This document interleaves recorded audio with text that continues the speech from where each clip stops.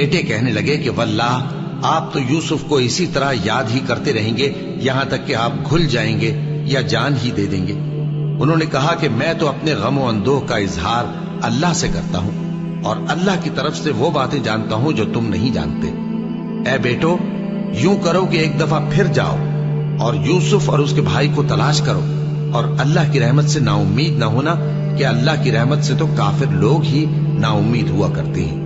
پھر جب وہ یوسف کے پاس گئے تو کہنے لگے کہ اے عزیز، ہمیں اور ہمارے اہل و عیال کو بڑی تکلیف ہو رہی ہے اور ہم یہ تھوڑا سا سرمایہ لائے ہیں، آپ ہمیں اس کے عوض پورا غلہ دے دیجئے اور ہم پر خیرات کیجئے کہ اللہ خیرات کرنے والوں کو ثواب دیتا ہے۔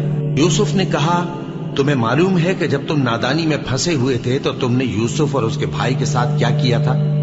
وہ بولے، کیا واقعی تم ہی یوسف ہو؟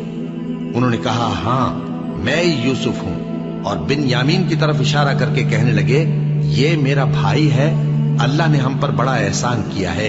جو شخص اللہ سے ڈرتا اور صبر کرتا ہے تو اللہ نیکوکاروں کا اجر ضائع نہیں کرتا۔